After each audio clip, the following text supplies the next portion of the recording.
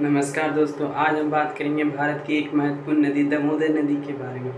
इसे अक्सर बंगाल का शौक यानी कि सौर बंगाल भी कहा जाता है। चलिए इसे विस्तार से जानते हैं। तो दामोदर नदी भारत के झारखंड और पश्चिम बंगाल राज्य से होकर बहती है। इसका उद्गम छोटा नागपुर पठार झारखंड के पलामू जिले के कमरपाट पहाड़ियों से माना जाता है। यह नदी लगभग 541 किलोमीटर लंबी है। आप जानते हैं इसके प्रवाह क्षेत्र। तो उद्गम के बाद यह नदी झारखंड के रांची, हजारीबाग और बोकारो जिलों से गुजरती है। आगे चलकर यह पश्चिम बंगाल के बर्धमान और हावड़ा जिलों से होकर बहती है। अंत में यह हुगली नदी में मिल जाती है। अब जानते हैं इसकी सहायक नदियों की। तो दामोदर नदी की प्रमुख सहायक नदियां हैं बराकर, कोनार, भैरवी, जमुनिया, खड़काई। अब समझते हैं इसके महत्व। तो कोयला क्षेत्र दामोदर घाटी भारत के सबसे बड़े कोयला भंडारों में से एक है, जिसे भारत का रूर यानी कि रोर ऑफ इंडिया कहा जाता है।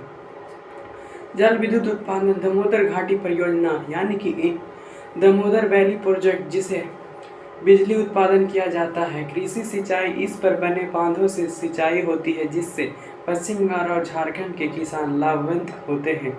औद्योगिक महत्व की बात करें तो इस घाटी में कोयला और इस्पात उद्योग जैसे टाटा स्टील, बोकारो स्टील आदि स्थापित है।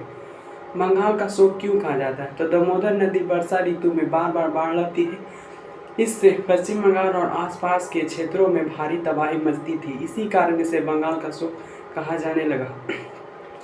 दामोदर घाटी निगम यानी कि डीवीसी 1948 में बाढ़ नियंत्रण और बहुउद्देशीय विकास के लिए दामोदर घाटी निगम यानी कि दामोदर वैली कॉरपोरेशन की स्थापना हुई। इसके अंतर्गत कई बांधे और जलाशय बनाए गए, जैसे माइथन बांध, तिलैया बांध, पचेतन बांध और कोनार बांध। इससे बाढ़ नियंत्रण, बिजली उत्पादन और सिंचाई में बड़ी मदद मिली।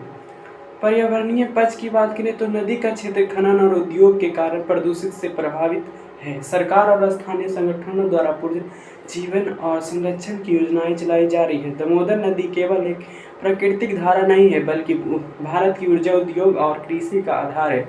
यह कभी विनाशकारी बाढ़ के कारण बंगाल का शोक कही जाती थी, लेकिन आज यह देश की औद्योगिक शक्ति का एक अहम केंद्र बन चुकी है। धन्यवाद।